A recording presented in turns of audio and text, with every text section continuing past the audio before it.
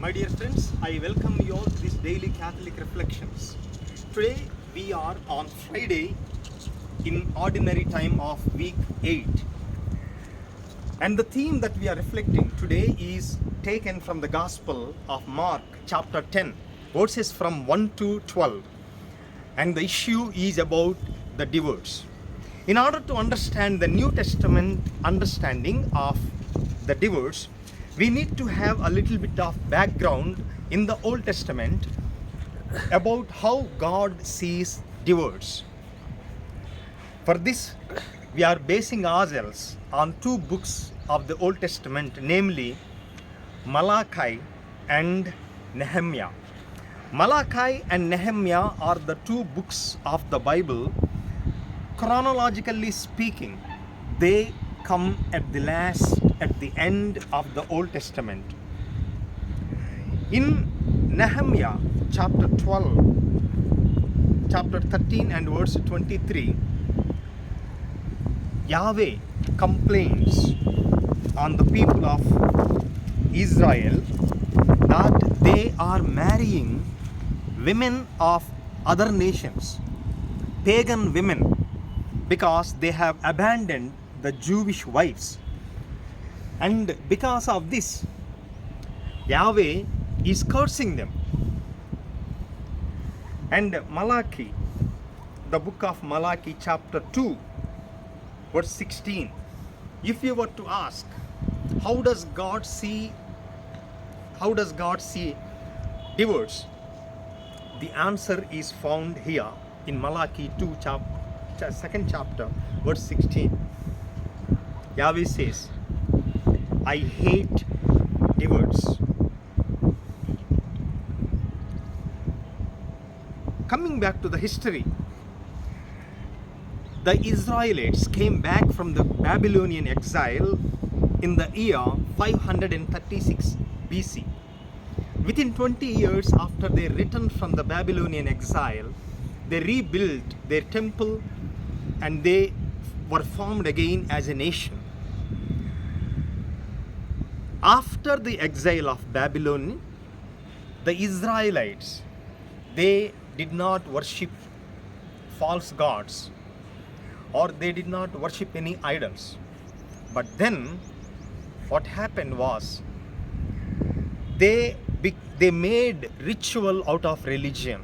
For them, they saw religion just merely as a ritual. Therefore, they started to disobey God. And that is when Malachi is warning, because these people abandoned the Jewish wives they married and they got married to the pagan women. And in this process, the children, they did not cultivate the Jewish habits or the Jewish language and culture, but they cultivated the foreign culture, pagan culture and language. That's why Yahweh is cursing them and he says, do not marry a pagan after you marry your own Jewish woman. That is in the Old Testament. Now, 400 years after Nehemiah and Malachi lived, again the problem came in today's Gospel, Mark chapter 10. In this span of 400 years, now the Israelites have changed. Now they started to accept divorce. At the time of Jesus, one of the scholars, one of the teachers, he said the following about the divorce, that any man can divorce his wife for the following reasons. It may sound funny for us, but this is what he said.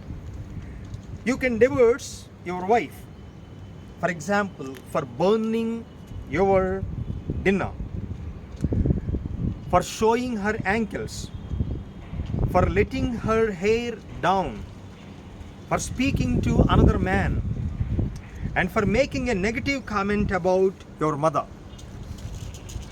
Sounds funny. That means you can divorce